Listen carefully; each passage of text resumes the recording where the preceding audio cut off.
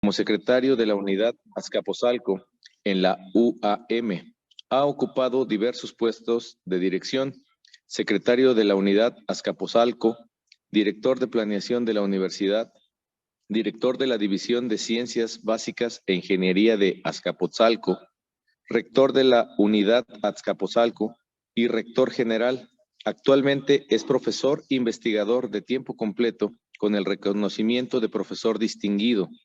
En el ámbito académico gremial, destaca el haber sido electo como presidente de la Academia Nacional de Ingeniería, hoy Academia de Ingeniería, para el periodo 1985-1987, y presidente de la Sociedad Mexicana de Ingeniería Estructural para el periodo 1995-1997. En la primera es actualmente académico de honor y en la segunda, miembro honorario. En el Colegio de Ingenieros Civiles de México, fue coordinador del Consejo Académico de 2004 a 2020. Es miembro vitalicio del Colegio de Ingenieros Civiles y del American Concrete Institute. Forma parte del Consejo Asesor en Seguridad Estructural del Gobierno de la Ciudad de México. Es autor de los libros Aspectos Fundamentales de Concreto Reforzado y Análisis Estructural, ambos de editorial Limusa, del capítulo de Ingeniería Civil de la Enciclopedia Cosmos de Ciencia y Tecnología, de Una Historia de la UAM, sus primeros 25 años, y de la UAM, Una Visión a 45 años. Los tres últimos editados por la Universidad Autónoma Metropolitana. Pues muchas gracias, doctor González Cuevas, le agradecemos mucho su tiempo y le cedemos los micrófonos para el tema y ponencia de esta noche.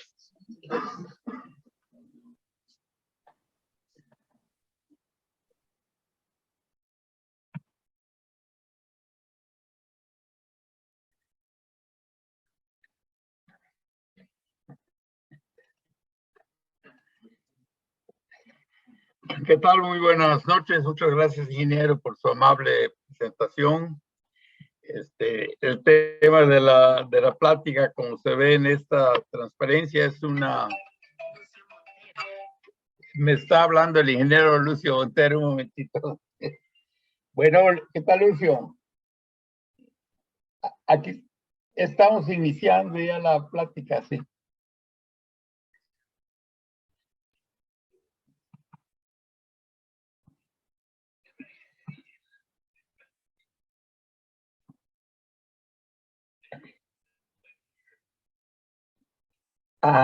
Pues aquí ya me hizo la presentación del ingeniero Cortés.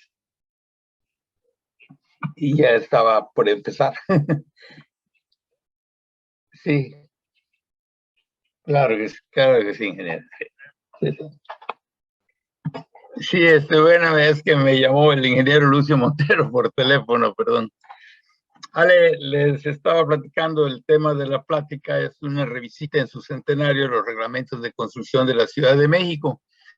La historia de este trabajo, así en forma muy resumida, fue que el Congreso Nacional de la Sociedad de Ingeniería Estructural del año 2000 se iba a celebrar en Aguascalientes, precisamente. Por problemas de la pandemia ya no fue posible hacerlo como se había planeado, no fue posible hacerlo ni siquiera en el año 2020, que es cuando correspondía.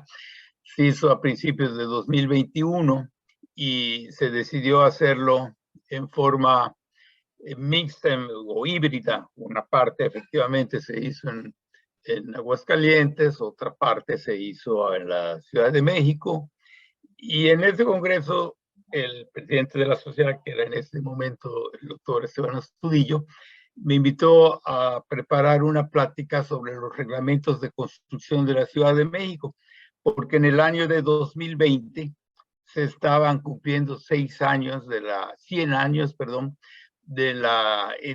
aparición, de la publicación del primer reglamento de construcción de la Ciudad de México. Fue en el año de 1920. Entonces ese fue el tema del Congreso de la Sociedad de Ingeniería Estructural, y el doctor Astudillo amablemente me invitó a dar una conferencia inaugural, como se acostumbra hacer en los congresos del SNIE, sobre el tema de los reglamentos de construcción. Entonces, de ahí surgió la idea de hacer lo que llamamos una revisita a los reglamentos de construcción al cumplirse su centenario. Revisita es una palabra poco usada. Entonces aquí aclaro que existe en el reglamento de la Academia de la Lengua y se define, como dice en esta transparencia, un nuevo reconocimiento, registro que se hace de algo, porque pues lo que estábamos haciendo era revisar los reglamentos de construcción y verlos con una óptica actual de cómo han evolucionado hasta llegar al reglamento presente. Los reglamentos que se han publicado desde ese año de 1920 son el primero fue, le pongo aquí 1920, 1921, ahora voy a explicar por qué. No solo es 1920, fue el primero. Luego, en 1942 ya se editó un nuevo reglamento, en julio de 1942, pueden ver un poquito más de 20 años.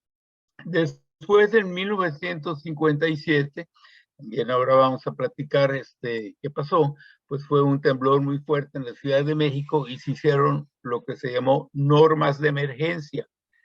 Después pasamos al reglamento de 1966, que fue una formalización de los cambios que se habían hecho en las normas de emergencia. Siguiente de 77. Luego otro temblor, fue el famoso temblor de 1985. Otra vez se hicieron normas de emergencia. Estas normas ya se formalizaron en el reglamento de 1987. De ahí pasamos al de 93, al de 2004. Bueno, aquí me salté, perdón, en 1985, el siguiente temblor, también se hicieron normas de emergencia.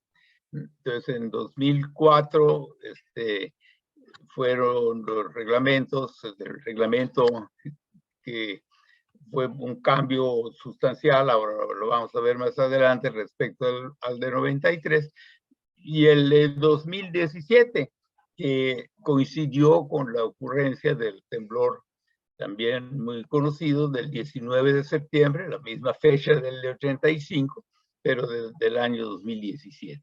Entonces, esos son los reglamentos, ¿verdad?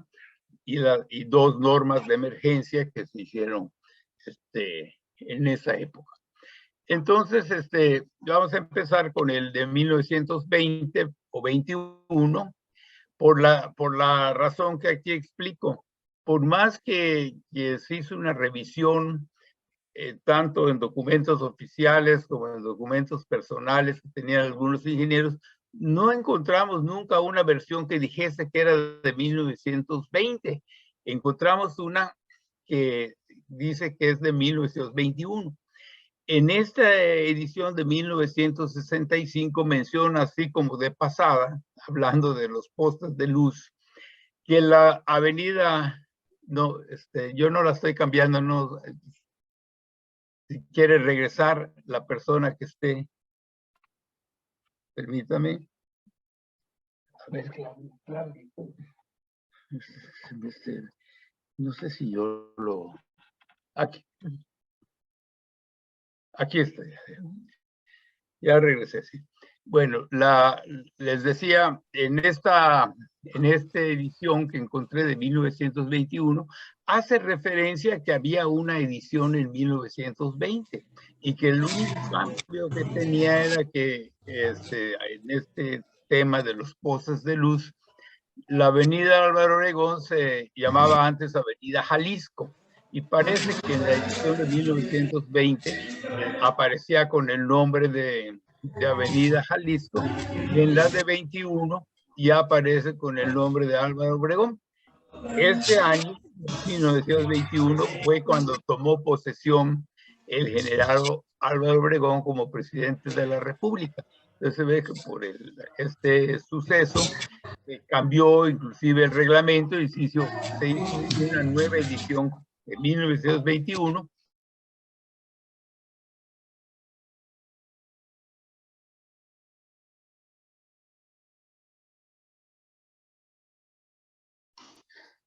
Ingeniero, cerró su micrófono. Sí, parece que ya. No sé si me escuchan ahora. Perfecto. Sí, bueno. Entonces decía yo que el único cambio fue que en vez de Avenida Jalisco ya se le puso el nombre de Álvaro de Obregón, Avenida Álvaro Obregón, que se le había puesto al ocurrir el cambio de presidente de la República. Este reglamento es un reglamento muy breve, tiene 4 partes y la parte más amplia se refiere a artículos sobre la reglamentación de vía pública, alineamiento de las construcciones, qué requisitos se exigían para abrir nuevas colonias, la introducción de agua potable, anchos de calles, etc. Son temas, como dice aquí, de una ciudad en formación. Es muy poco lo que tiene sobre aspectos técnicos como los reglamentos actuales. Ya se pide efectivamente una memoria de cálculo, pero prácticamente no tiene reglamentaciones o disposiciones de carácter técnico sobre cómo se debe llevar a cabo esta memoria de cálculo.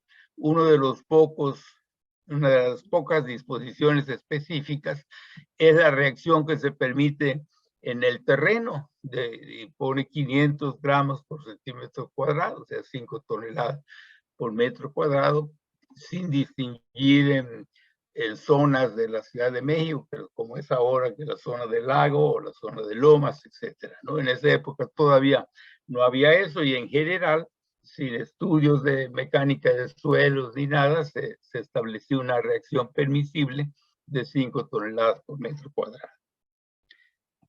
Continuamos. A ver. ¿Cómo le...? Se me está yendo la... A ver. Se me está...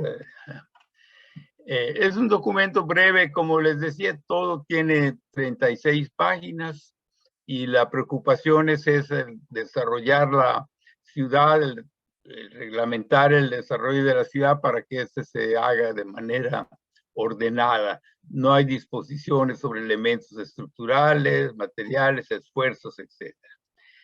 En esa época, durante muchos años, se trabajaba con cargas de servicio y esfuerzos de trabajo, a diferencia del enfoque actual de los reglamentos de cargas factorizadas, afectadas y hay un factor de carga, y esfuerzos resistentes de los materiales, o sea, lo que llamamos esfuerzos de falla o resistencias últimas. En esa época eran cargas de servicio y esfuerzos de trabajo.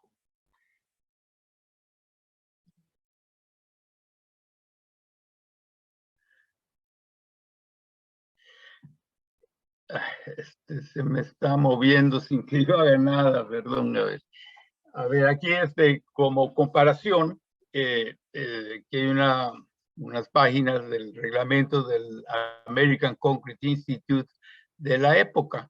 Entonces era un documento que solo de la parte de concreto ya tenía 20 páginas. Entonces el nuestro, el de la Ciudad de México, para todo tenía 36 páginas. Todo era muy breve, era muy resumido, todavía no eran reglamentos detallados. Claro que hay que tomar en cuenta el estado de la ingeniería, las construcciones que estaban en la ciudad, y aquí pongo como referencia que el primer edificio de concreto de la Ciudad de México se construyó en 1902, era un edificio o parte de la Secretaría de Relaciones Exteriores, estaba en la Avenida Juárez y Reforma.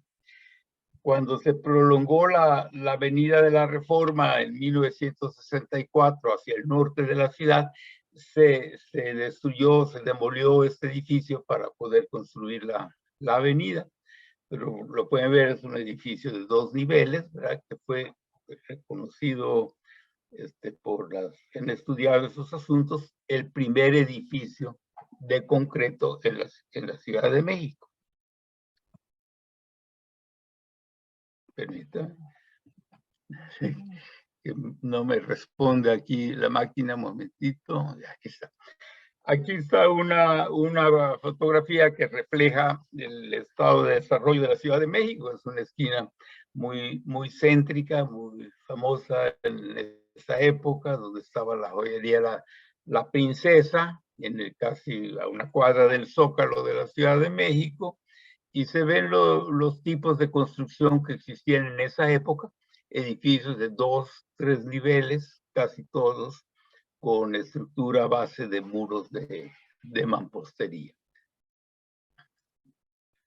Así pues estuvo en vigencia este reglamento hasta que apareció ya el de 1942.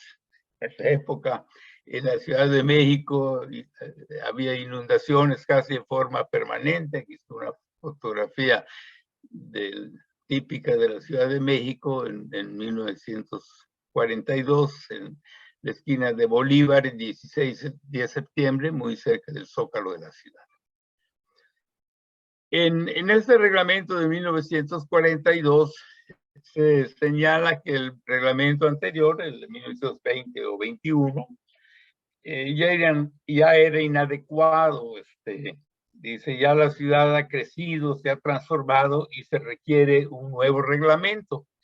Que este nuevo reglamento se agrupaba en 4 divisiones: vía pública, servicios públicos, construcciones y disposiciones administrativas. Ya en la parte de construcciones aparecen reglamentos y disposiciones reglamentarias como las conocemos actualmente, de muy específicas, con aspectos técnicos de cómo deben realizarse las memorias de cálculo y especificaciones técnicas que hay que cumplir. Pues entonces en 42, cuando ya cambió el enfoque de los reglamentos. En esta parte de construcción, que ya es la más amplia del reglamento, hay un capítulo o una parte de arquitectura que tiene 3 capítulos. Ya en la parte de arquitectura se habla de la belleza que deben tener los edificios, la utilidad, cómo debe distribuirse la planta del edificio en habitaciones, salas, etcétera, servicios, ¿no? Se establecen disposiciones muy generales todavía de cómo deben ser las fachadas de los edificios, dicen, apropiadas al servicio que van a prestar esos edificios. Es una parte esta de arquitectura relativamente breve. La de ingeniería es mucho más amplia ya se habla de cargas muertas, de cargas vivas, de cargas accidentales. Se dan valores específicos para todos estos tipos de cargas. También se habla ya por primera vez de los sismos. Se dice que se dan reglas sencillas, pero ya hay algunas reglas para prevenir los posibles daños que causan los sismos. En esta parte de los sismos ya se habla de los distintos tipos de edificios o de tanto por el servicio que van a prestar. O sea, hay unos más importantes que otros, hospitales, las escuelas, pues tienen mayor importancia que las bodegas, por ejemplo, ¿verdad? Y tiene 8 tipos de edificios según su importancia. Por primera vez, este año de 1942, ya aparece el concepto de coeficiente sísmico. Como dice aquí, la relación entre la aceleración del temblor, que se supone que puede existir, y la aceleración de la gravedad. Cada uno de los 8 tipos de edificios tiene su coeficiente sísmico y los valores cambian de 0.10 hasta 0. O sea, hay edificios que no se pide revisar por sismos. El coeficiente sísmico es 0. Y para los más importantes, consideran más importantes en el reglamento, un coeficiente de 0.10. La mayor parte de los tipos de edificios, entre estos 8 tipos, el coeficiente que se especifica es de 0.025. Ya se habla también por primera vez del concepto de fuerza sísmica, que es el producto, como dice aquí, del coeficiente sísmico por el peso total del edificio, incluyendo todas las cargas. Esta fuerza sísmica o esfuerzo cortante sísmico, como dice el reglamento, es a la fuerza sísmica que está para el plano que se esté revisando. Claro, el plano más desfavorable pues es la base del edificio. Ya se pide presentar cálculos para los edificios que en esa época se consideraban como altos, de más de 16 metros de altura, o que edificios cuya falla era muy importante, como lugares de reunión, por ejemplo, ¿verdad? Entonces aquí podemos ver que en 1942 fue cuando empieza ya a hablarse de estos conceptos del diseño sísmico, ya más técnicos, de una manera más técnica. Se incluyen también algunas disposiciones sobre cimientos y muros. Nuevamente lo que mencionaba hace un momento de que se sigue diseñando con cargas de trabajo o de servicio, o sea, sin factores de carga, y esfuerzos también de servicios sin reducirlos, o más bien, perdón, reduciéndolos. No son los esfuerzos de falla de los materiales, sino unos esfuerzos reducidos como un factor de seguridad. En esa época se usa el término fatiga a lo que ahora le llamamos esfuerzo. Ahora ya diferenciamos que fatigas es la resistencia bajo cargas repetidas y esfuerzos bajo cargas estáticas, semiestáticas. En esa época a los esfuerzos se llamaban fatigas. Y en ese reglamento de 1942 ya se presentan valores permisibles de esas fatigas o esfuerzos, como diríamos ahora, para los distintos tipos de material. Perdón, doctor. Sí. Una pregunta. Es a lo que antiguamente se le llamaba el diseño elástico, ¿verdad? Así es, exactamente. Porque luego se confunden a veces los términos, pero mucho tiempo se le llamó diseño elástico y lo que se hace ahora es diseño plástico. Así es, así es. Diseño plástico también se le llama diseño último. En esa época era lo que ahora conocemos como diseño elástico.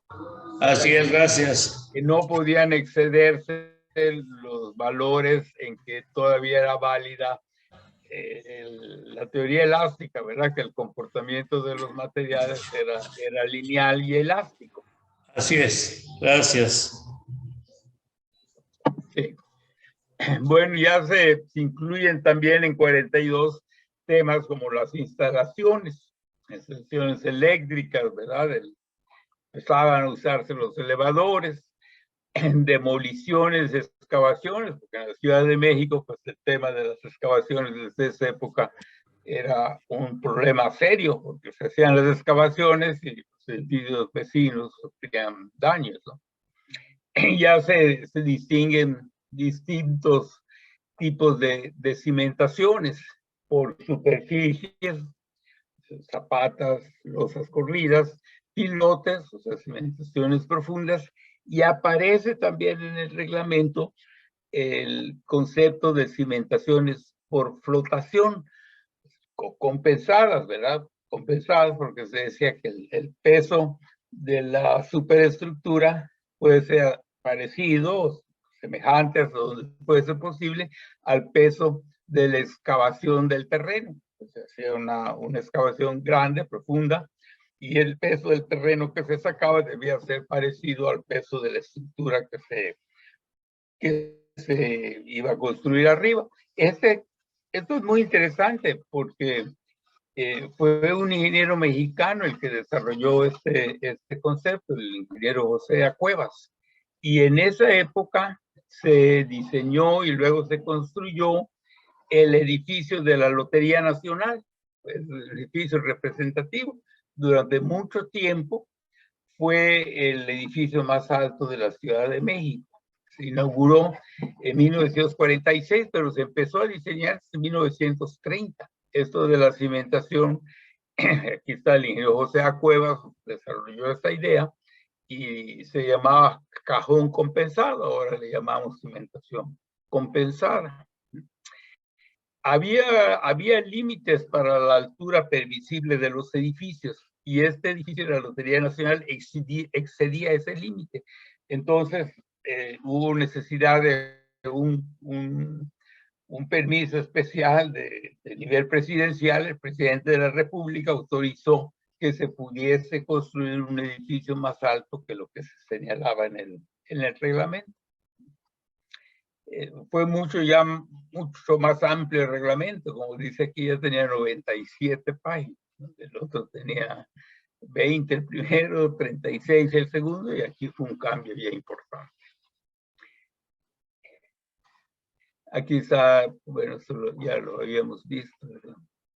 Aquí está la foto del edificio de la Lotería Nacional, el antiguo, porque luego, en época mucho más reciente, se construyó enfrente otro edificio ya mucho más alto, mucho más grande también para la Lotería Nacional. Pero este fue el edificio más alto durante mucho tiempo. Bueno, luego ocurrió el temblor de 1957, el que se llamó temblor del Ángel, porque el Ángel de la Independencia, que estaba aquí arriba de la columna, se cayó. Aquí está el ángel, la parte derecha de la fotografía. El ángel ya está caído, ¿verdad? Y destrozado, porque se cayó desde la parte de arriba.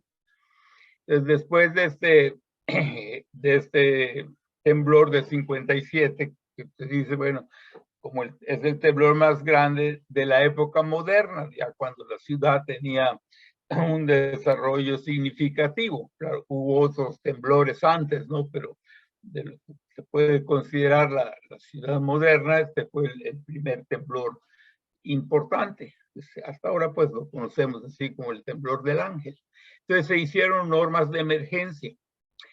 En estas normas de emergencia, bueno, primero hay que señalar que se expidieron muy rápidamente después de la ocurrencia del temblor. El 12 de septiembre, o sea, 2 meses, menos de 2 meses después de la ocurrencia del temblor, ya se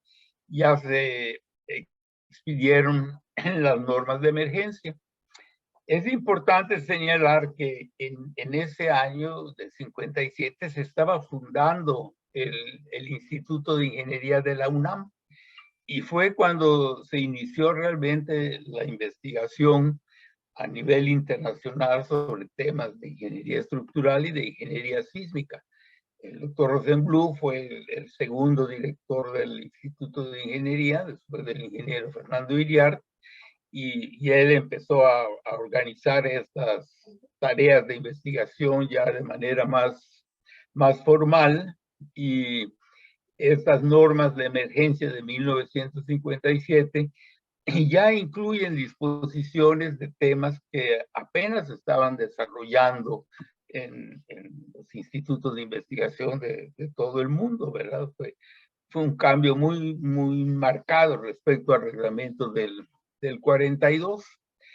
Y ya se dice las estructuras relativamente altas, se especificaban de más de 45 metros, ya requerían un estudio especial de carácter dinámico. No se daban reglas específicas todavía sobre cómo hacer esos estudios de carácter dinámico, pero ya se señalaba que sí debían hacerse para estructuras especiales, especialmente altas. Ya en esas normas se establecen los distintos tipos de suelo, que con algunos cambios se conservan hasta la fecha, ¿verdad? Los del fondo del lago, los lomas y los de transición. Esa clasificación que había en el reglamento 42 de otros tipos de edificios se redujo solo a 3, y se establecieron tres tipos de edificios según la estructuración, el sistema de estructuración, de acero o concreto, con muros de relleno, o sea, muros sin función estructural, otros sin elementos ajenos a la estructura y edificios con muros de carga. Ya se planteó una tabla de coeficientes sísmicos con esta clasificación de suelos y de edificios. Aquí están los valores de los coeficientes sísmicos que se especifican en este reglamento. Como pueden ver, depende de la zona, del grupo en que están los edificios, la clase de edificios y los tipos de edificios según su estructuración. Pueden ver el coeficiente más alto que está para este tipo de edificios del grupo A, de tipo A también, no en una A mayúscula y A minúscula, y la clase 2 están esos coeficientes de 0.20, igual para esos otros del tipo C. Y edificios del tipo C son los más altos, ¿verdad? Y para algunos edificios, como decía yo, bodegas, edificios que no tenían mucha importancia, entonces, pues no se tenían que revisar por sismo, el coeficiente era 0. Permítanme un momentito.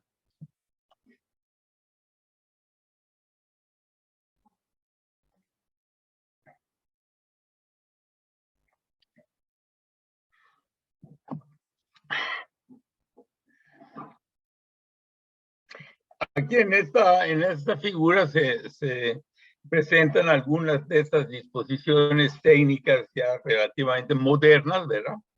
Como la distribución de las aceleraciones a lo alto del edificio. Antes se diseñaban con fuerzas que eran iguales en todos los niveles del edificio. Ya después se dijo, no, es más alta la aceleración del edificio en la azotea que en la planta baja. Entonces ya la distribución de fuerzas pues, no era uniforme, era más bien triangular, ¿verdad? Se fijan distorsiones máximas que parecen pequeñas, pero hay que observar que todavía se usaban esfuerzos de trabajo o esfuerzos elásticos, como nos señaló el ingeniero Lucio, ¿verdad? Sí se dice, cuando ocurren simultáneamente las cargas gravitacionales y las sísmicas, se permiten esfuerzos de trabajo mayores para tomar en cuenta que la probabilidad de ocurrencia de cargas máximas, tanto gravitacionales como sísmicas simultáneas, pues es menor que la probabilidad de que solo las gravitacionales alcancen el máximo o solo las sísmicas alcancen el máximo. Ya aquí lo del momento torsionante, torsión en planta de los edificios, aparece también por primera vez en 1957. Y también nada más para las estructuras de concreto reforzado, ya aparece el concepto de diseño al límite o diseño plástico.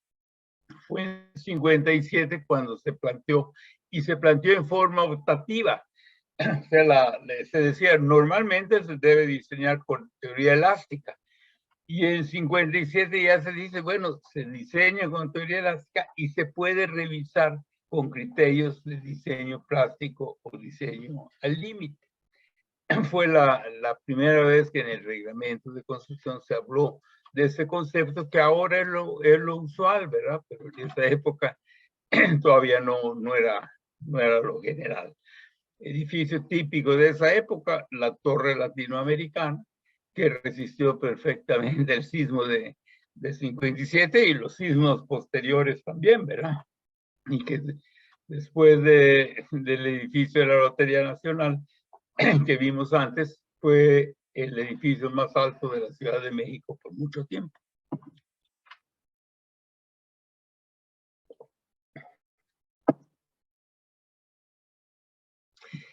De ahí pasamos al reglamento de 1966. Perdón, doctor, una pregunta. Sí. ¿Qué relación tiene el famosísimo folleto complementario que hicieron el doctor Rosenblut y el doctor Esteva con las normas de 1957? Ahorita vamos a ese tema precisamente. Ándele, sí, gracias. Precisamente de eso vamos a hablar ahora. Viene el reglamento del 66. En ese reglamento ya se habla de que haya formalmente una comisión para estudiar y proponer modificaciones al reglamento. Y dice que debe haber representantes del Colegio de Ingenieros Civiles, del Colegio de Arquitectos y 3 funcionarios de la Dirección General de Obras Públicas. Antes pues no se especificaba muy bien cómo se hacía el reglamento, ¿verdad? Y ahora sí, ya se dice que se crea una comisión para hacer estos estudios. Este reglamento ya se divide, está más formalmente dividido en secciones, ¿verdad? Que le llaman títulos. Un título primero se refiere a obras públicas, estructuras de uso público.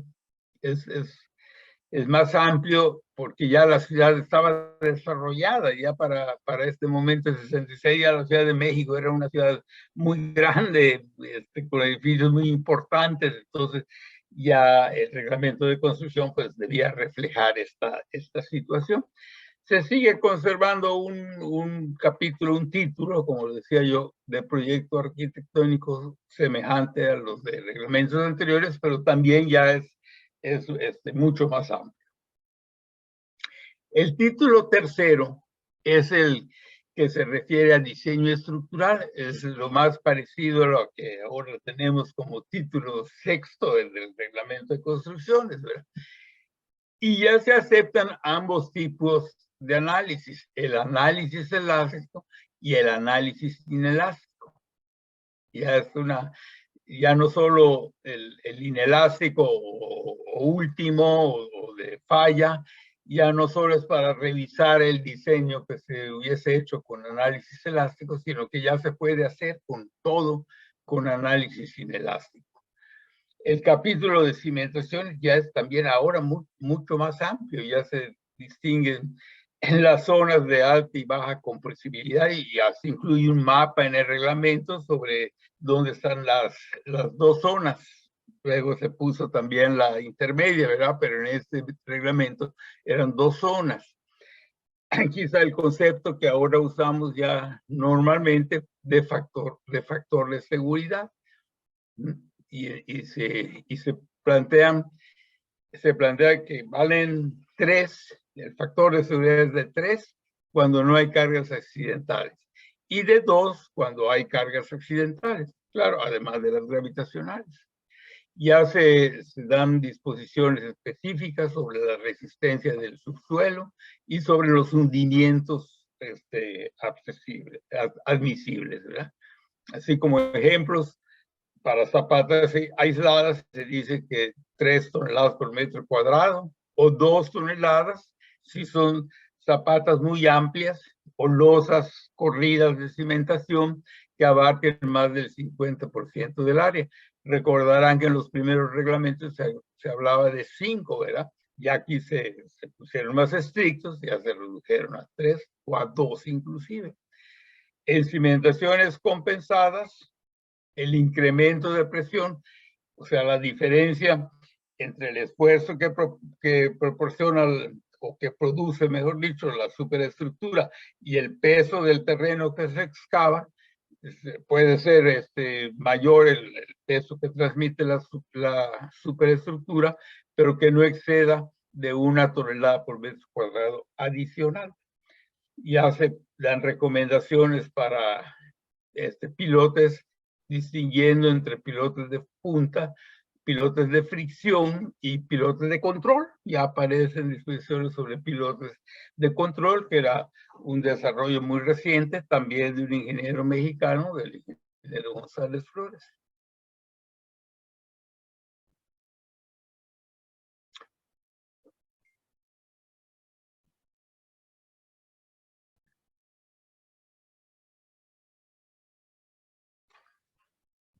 Aquí ya tiene ya se me...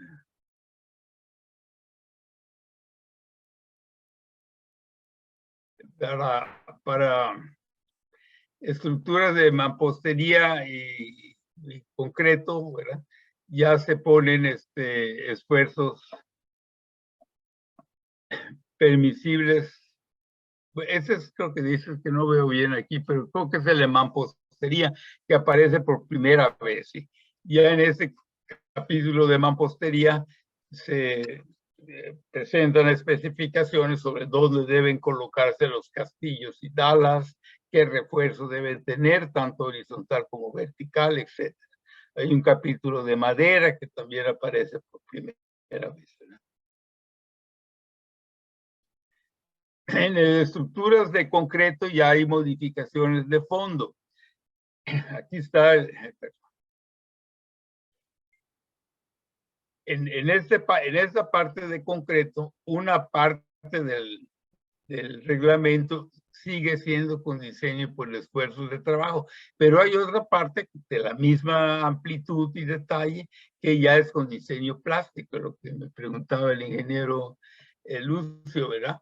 En 66 es donde aparece por primera vez esta distinción. Todavía se conservan las dos opciones, por esfuerzos de trabajo o esfuerzos o diseño elástico y por diseño plástico. Ya se empezó a usar el concreto preesforzado, se incluye una sección de concreto preesforzado.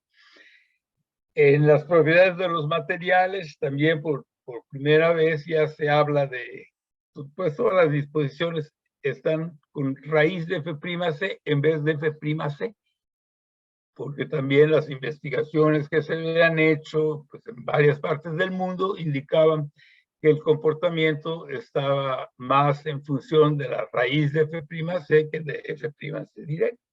Se habla de cortante por penetración en losas y zapatas, también un aspecto nuevo.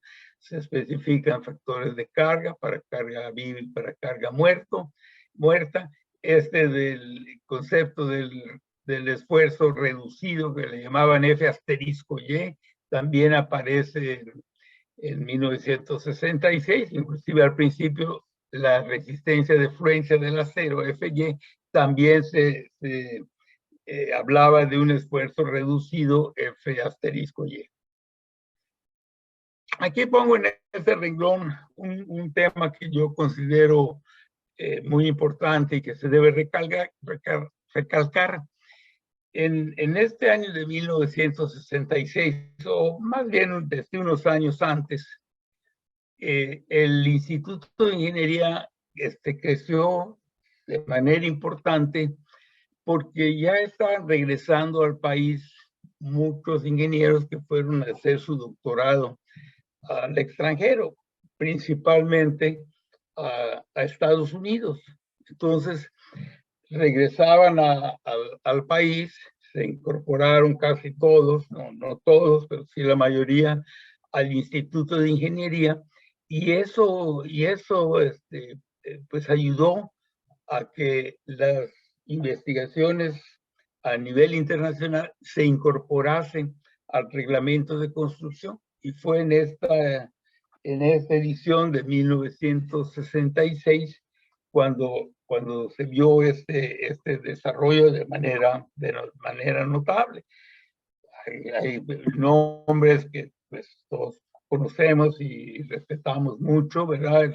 Desde luego, como mencionaba, el doctor Emilio Rosenbluth, que era cabeza del grupo como director de ingeniería, pero también regresaron el doctor Roger Díaz del Cosío, el doctor Casillas, el doctor José Antonio Nieto, el maestro Neftalí Rodríguez, el maestro Roberto Sánchez Trejo.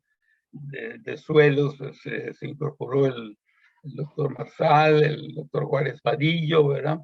Fue realmente un grupo muy importante de investigadores en el área de ingeniería que se incorporaron al instituto y que participaron en la elaboración de ese reglamento de 1966 que tiene, como decía yo, se observa un cambio sustancial en el nivel de ingeniería que se refleja en el reglamento. Ya no había tanta diferencia con el reglamento del ACI. También el reglamento del ACI, que era de 63, el más parecido, también traía las dos opciones de esfuerzos de trabajo y diseño plástico. Aquí está el diseño plástico. Este reglamento de 63 del ACI fue el primer reglamento que se tradujo al español. Aquí está una fotografía del reglamento del ACI de 1963, ya con diseño plástico. Antes solo aparecía el diseño plástico en el reglamento del ACI en un apéndice, que era un resumen de un trabajo que había hecho un comité en conjunto de la ACI, de la ASC, sobre, pues en inglés le llaman esto, Ultimate Strain Design, es lo que conocemos nosotros como diseño plástico, o diseño último, o diseño a la falla, ¿verdad? Aparece en este reglamento 66 y un capítulo sobre estructuras metálicas, que con el tiempo se cambió el nombre a estructuras de acero, porque decían el único metal que aparece en el reglamento es el acero, pues mejor le ponemos estructuras de acero. Y también ya hay esfuerzos de trabajo y diseño plástico, 3 tipos de estructuras de acero según las conexiones, y hay un artículo también en este reglamento de 66 sobre estructuras compuestas de acero y concreto.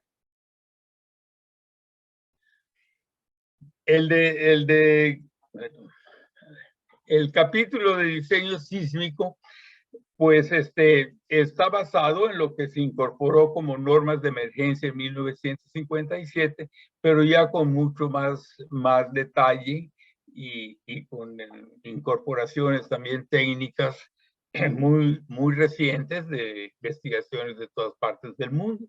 Ya se habla de 3 tipos de suelo, 3 grupos de edificios según el uso, que refleja el peligro de una falla, ¿verdad? No es lo mismo de una bodega, una construcción aislada, un hospital, por ejemplo, ¿verdad?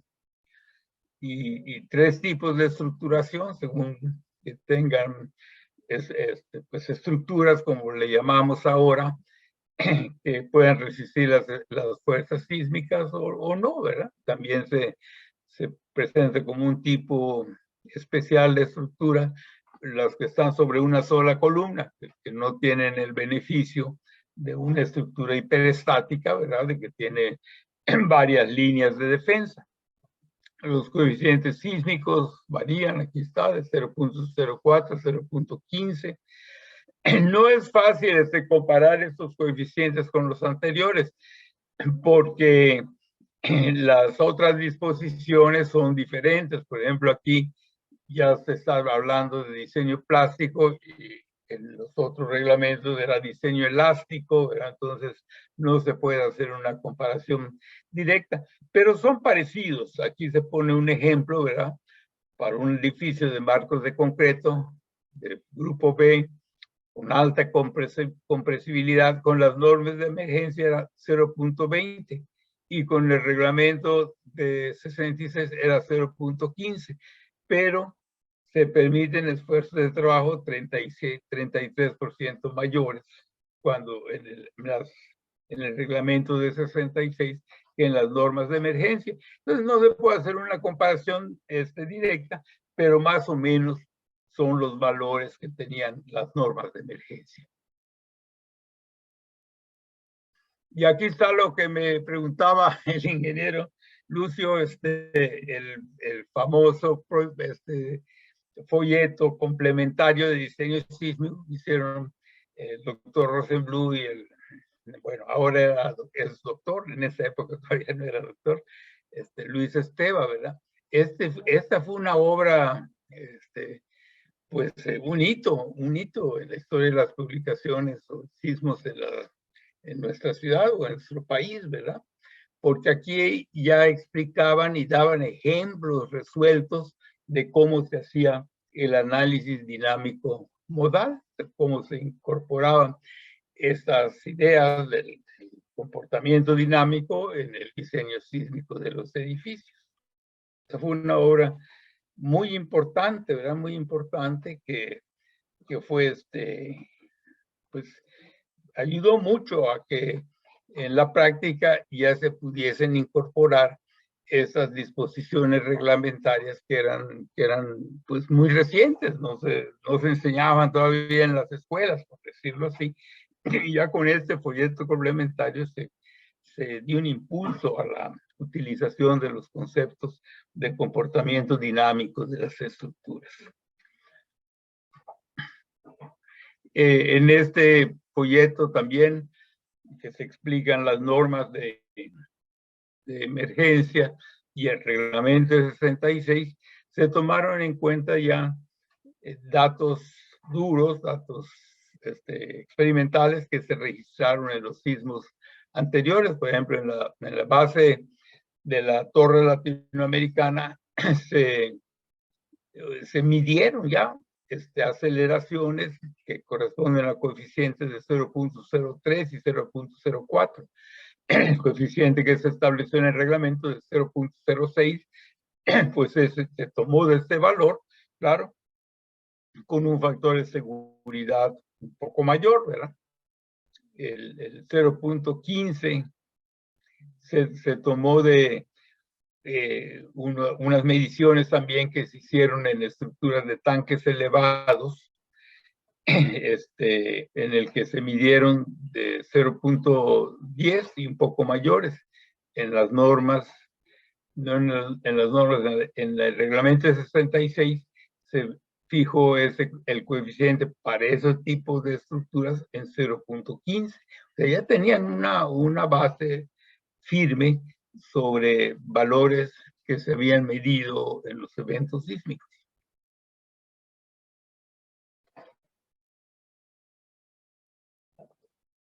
Edificio típico, Palacio de los Deportes en la Ciudad de México. Luego pasamos al de 77, en que otra vez hay unos cambios y hay 4 zonas por tipo de suelo, 3 grupos de edificios según su uso, pues A, B y C, como se conserva hasta ahora, ¿verdad? Según el tipo de estructuración se ponen cuatro tipos. Y aparece por primera vez, esto es importante, este concepto del factor de ductilidad. Ya se reconoce que bajo sismos intensos, las estructuras pueden incursionar o se permite que incursionen en el rango de comportamiento plástico. Claro, esto produce algunos daños en la estructura, pero ya se dice, bueno, si se quiere que la estructura se comporte siempre en el rango elástico, pues salen o se obtienen estructuras muy robustas, extremadamente robustas. Entonces se dice, ¿no? Vamos a permitir que incursionen en el rango inelástico, claro, con ciertos límites para que no haya daños muy severos, ¿verdad? Pero que sí incursione y con eso se reduce el coeficiente sísmico teórico, ¿verdad? Entonces aquí están coeficientes sísmicos que se especifican en esta norma, pero ya se permite reducir las fuerzas sísmicas por el factor de ductilidad Q. Nuevamente, por esta razón es difícil hacer una comparación directa, ¿verdad?, entre los reglamentos anteriores y los actuales, pero aquí se presentan también algunos ejemplos, ¿no? Y también como ejemplo de avances tecnológicos, esta idea de que hay que analizar simultáneamente 2 direcciones, en las 2 direcciones de un edificio, con el 100% de la fuerza sísmica en una dirección y el 30% en la dirección perpendicular. Aquí pues hay algunos detalles, tanto en estructuras de concreto como en estructuras metálicas, y en estructuras de mampostería, y ya pues, no tendríamos tiempo de entrar al detalle de todo, ¿verdad? Pero son especificaciones ya más completas para todos los tipos de estructuras. Edificio típico, el edificio del Hotel Presidente en Polanco, un edificio muy alto, ¿verdad? Que también se ha comportado bien en sismos posteriores. Y luego vino el temblor de 1985. Está la foto típica, ¿verdad? Muy divulgada del Hotel Regis, la forma en que se derrumbó durante el sismo de 1985. Y otra vez hicieron normas de emergencia, que también en forma muy rápida. El sismo fue el 19 de septiembre y el 18 de octubre, justo un mes después, se emitieron ya las normas de emergencia. Entonces, nuevamente, pues hicieron más estrictas las normas, se aumentaron las cargas, se fijaron responsabilidades, se hablaba nuevamente ya con más detalle del factor de ductilidad Q, pero se bajó el factor de ductilidad. Antes se permitió usar hasta un factor de 6 y ahora, bueno, a partir de 85, las normas de emergencia se limitó a 4.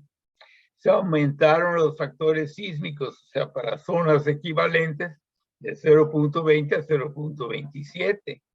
En zonas 3 de 0.24 a 0.40. Fue un incremento muy fuerte en las disposiciones sobre sismos que condujeron a diseños mucho más robustos. Cuando se aplicaban esas normas, pues los edificios que se diseñaban eran mucho más resistentes a acciones sísmicas que los edificios diseñados previamente con las otras ediciones del reglamento. También las normas de emergencia pues fueron en su momento muy importantes para tener estructuras pues menos susceptibles a fallar durante un sismo. Esas normas de emergencia ya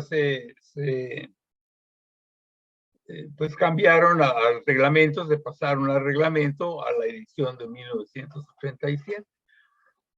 Aquí hubo también disposiciones de carácter legal importantes. Ya se había instalado la Asamblea de Representantes del Distrito Federal y ya las normas entonces las expedía no el gobierno de lo que era el departamento del Distrito Federal, sino la Asamblea de Representantes del Distrito Federal. Se cambió la figura que había antes de perito por la de corresponsable, y había corresponsables en seguridad estructural, diseño urbánico y arquitectónico e instalaciones. El tema de seguridad estructural pasó al capítulo 6 y tiene otras disposiciones de carácter legal, ¿verdad? Que no tendríamos tiempo de ver con detalle. Un detalle importante en este reglamento de 87 es que ya se incorporó un capítulo de construcciones dañadas y se establecen en este capítulo los requisitos que deben cumplir los proyectos para reparar las estructuras dañadas. También fue un resultado del gran número de daños que se observaron durante el sismo de 1985. En los temas específicos, en concreto, por ejemplo, ya se habla de concreto clase 1 y clase 2, también consecuencia de las fallas de los sismos de 85. Se observó que muchos edificios habían fallado porque resultaban muy flexibles, y entonces se dijo, bueno, son muy flexibles porque el concreto de la Ciudad de México tiene un módulo de elasticidad relativamente bajo, y entonces ya se establecieron dos tipos de concreto, clase 1 y clase 2, según el tipo de agregados con que se fabricasen. Aparece ya un capítulo en el tema de concreto de marcos dúctiles, que permiten eso, tener un factor de ductilidad mayor, hasta 4 se permite, ¿verdad? Si en el diseño de los edificios se tienen precauciones especiales respecto al confinamiento del concreto con estribos, a que las estructuras sean subreforzadas. Y un tema muy importante fue este del concepto de que las columnas tengan mayor resistencia que las vigas, para que en el caso eventual de una falla, fallen las vigas y no la columna, porque la falla de la columna pues implicaría pues un colapso mucho más grave, ¿verdad?, que si falla nada más una viga. Entonces se estableció esta disposición de que la suma de las resistencias de los momentos en las columnas, la columna, fuese por lo menos 1.5 veces mayor que el momento resistente de las vigas. Este factor de 1.5 luego se redujo a 1.2 o 1.3, según el caso. Bueno. Aquí están los espectros que se usaron y también apareció otro factor reductivo de fuerzas sísmicas que es Q', que no es, en algunos casos es igual al Q de los otros reglamentos, pero en otros casos no, y depende del periodo del edificio en comparación con el periodo del suelo. Aquí están los coeficientes sísmicos que se establecieron para estructuras normales, que son las del grupo B, y para estructuras del grupo A se deben incrementar en un 50%. Aquí un cambio importante es que apareció un apéndice para tomar en cuenta los efectos de los periodos dominantes del terreno y de la interacción sobre la estructura. Antes se consideraba que la estructura estaba articulada en su base o empotrada en su base. Ahora no, a partir de este reglamento ya se ve que hay una interacción, no puede considerarse la estructura independientemente de la cimentación que tienen. Apareció esta idea de la interacción suelo-estructura ya en forma de reglamento. Voy a ir un poquito más rápido porque ya se me está yendo el tiempo. Luego apareció el reglamento de 1993 que en realidad no tiene cambios importantes. Se hizo más bien porque ya lo expidió la Asamblea de Representantes que mencionaba anteriormente, pero es básicamente igual al reglamento anterior de 1987. Y luego pues pasamos al de 2004. Aquí vale la pena resaltar es que ya se dividió el reglamento de construcciones como un reglamento más permanente y normas técnicas complementarias que son según el tipo de material. Hay las de concreto, las de acero, las de madera y las de mampostería. Posteriormente apareció hasta otra norma de criterios y acciones de diseño. Pero ya este es el formato que existe hasta ahora del reglamento por un lado y las normas técnicas complementarias por otro lado. Claro, están relacionadas, ¿no? Las normas técnicas no pueden violar las disposiciones reglamentarias, un complemento. Aquí se dice algunos detalles, como decía, se nos está acabando el tiempo, voy a ir un poco más rápido, pero aquí está algunos cambios en 2004, ya se habla de durabilidad de las estructuras y se dan especificaciones para cómo debe tomarse en cuenta, qué requisitos hay que cumplir para que el concreto tenga o las estructuras una durabilidad adecuada. Lo que ya platiqué de los agregados de dos tipos de la Ciudad de México, eso es muy característico de la Ciudad de México. momentos de inercia efectivos para tomar en cuenta el agrietamiento de las estructuras en concreto, ¿verdad? Cargas bajas, ya las estructuras se agrietan y eso reduce el momento de inercia con el que se hace el análisis. Se permiten ya, a partir de 2004, ya empezaban a usarse concretos de muy alta resistencia y se permite hasta 700 kilogramos por centímetro cuadrado, sin tener que considerar o hacer consideraciones especiales. Sí se pueden usar concretos de más de 700 kilogramos por centímetro cuadrado, pero para estructuras en zonas sísmicas se pide que se demuestre que tienen un comportamiento adecuado. Bueno, pasamos al de 2017, que es el último, ¿verdad? Y aquí en el de 2017, pues ya aparece un factor de tipo legal, pero que es importante tomar en cuenta. Cuando se dividieron el reglamento por un lado y las normas técnicas suplementarias por otro, se pensó en que el reglamento debía tener una duración más permanente y los avances técnicos se reflejarían en las normas técnicas que podían actualizarse con más frecuencia. Esta idea no se cumplió. Y inclusive ya en 2017 primero salieron las normas técnicas y luego fue saliendo el reglamento. Hasta hace unos cuantos días ya salió una nueva edición completa del reglamento, a pesar de que las normas técnicas salieron en 2017. De hecho, se había estado trabajando ya en la elaboración de las normas técnicas cuando ocurrió el sismo también del 19 de septiembre de 2017. Entonces, pues rápidamente se publicaron, ya estaban en imprenta cuando ocurrió el reglamento, se publicaron rápidamente y salieron las normas y el reglamento no, es lo que les decía, ¿no? Que primero salieron las normas y luego el reglamento. Pero vaya, ya se ha solucionado ese problema y en 2017, como consecuencia del sismo de septiembre, se publicaron otras dos normas que salieron con carácter urgente y de emergencia.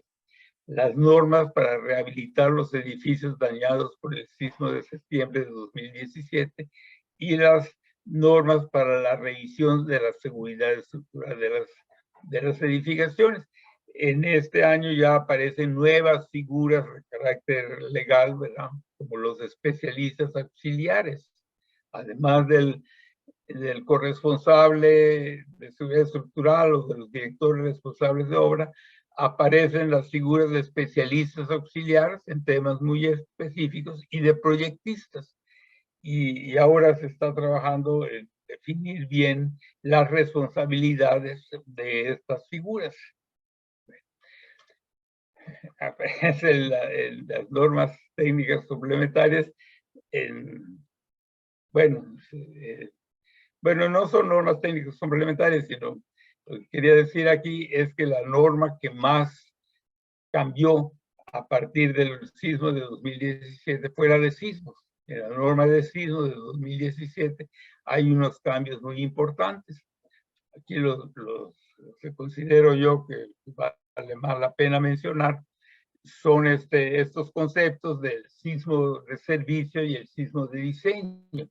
Sismo de servicio con coeficientes más bajos, pero con daños menos importantes a las estructuras, y el sismo de diseño con la posibilidad de que las estructuras incursionen en el rango inelástico y puedan tener algunos daños, no totales, pero sí que puedan absorber la energía que transmite el sismo trabajando en el rango inelástico. Y este último tema del SACIT, que es muy importante. El SACIT es el Sistema de Acciones Sísmicas de Diseño. Y este es un avance a nivel internacional que tiene nuestro reglamento. Este SACIT pues, es una plataforma, un programa de computadora que permite obtener el espectro de diseño para un punto específico de la Ciudad de México. Se le proporciona al sistema las coordenadas del sitio en que se va a construir una obra o una obra existente que requiere revisar, y el SACID proporciona cuál es el espectro de diseño que debe usarse, y proporciona también los acelerogramas sintéticos que permiten revisar con un análisis inelástico, que también ya se establece en este reglamento. Se permite revisar con análisis inelástico las estructuras de ciertos niveles para los cuales se exige esa revisión con análisis inelástico y con acelerogramas. Es un análisis que se llama paso a paso, ¿verdad?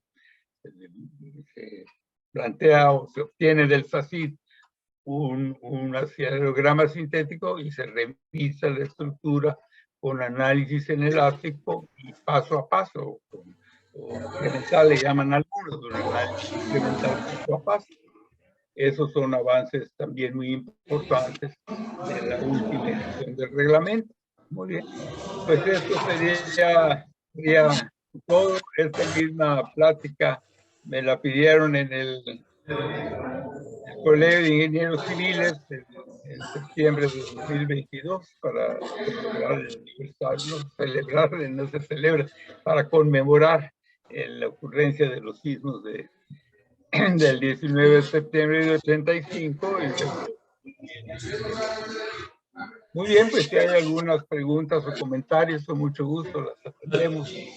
Si me permite un momento, doctor, una disculpa de veras porque yo todavía se me va el avión para algunas cosas del Zoom, por eso llegué a destiempo, ¿verdad? La intención era haber tenido el honor de hacer la presentación suya.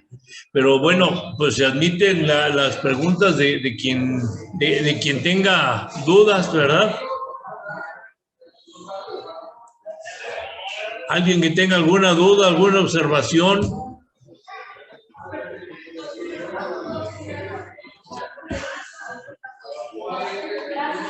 Ay, Dios mío. Bueno, una tendencia, doctor, que yo creo que es la que se ha seguido, a lo mejor para quien no está muy familiarizado con esto de la reglamentación de la Ciudad de México, podrá decir, bueno, ¿y cómo cada vez son más exagerados los coeficientes sísmicos en la Ciudad de México, no? ¿De qué se trata, no? Entonces, no sé si nos pudiera dar alguna explicación de cuál es el origen de esto.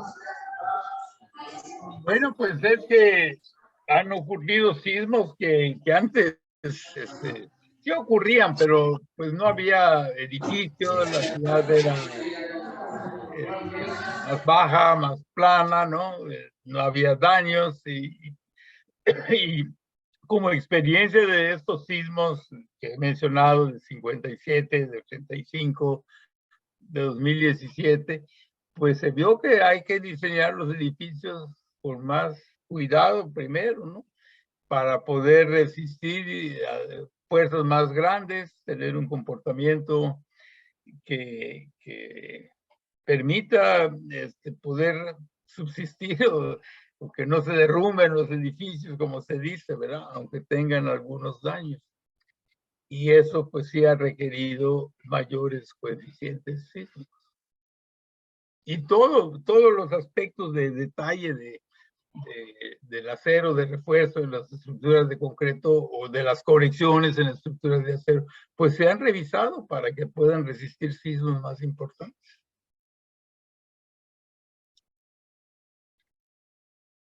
Se fue el sonido, ingeniero. Se le fue el sonido. Perdón, ¿alguna otra pregunta que tenga alguno de los compañeros, alguna inquietud?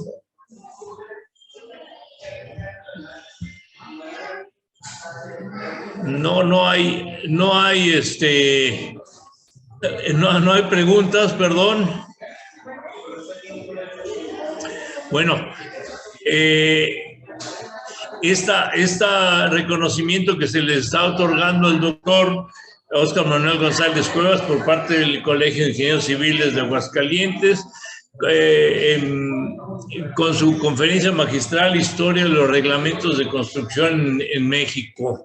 Este reconocimiento, doctor, se lo vamos a hacer llegar de manera física por mensajería y no precisamente con una, bueno, como está aquí puesto, con un diploma impreso, sino va a ser algo más significativo. El agradecimiento de veras para el doctor. Yo tengo muchos años de conocerlo y algo que se le ha caracterizado siempre es su sencillez, su modestia, su accesibilidad, ¿verdad? A pesar de que ha ocupado puestos muy importantes y es una persona muy reconocida, pues la verdad es que, como se dice habitualmente, no se le ha subido, ¿verdad?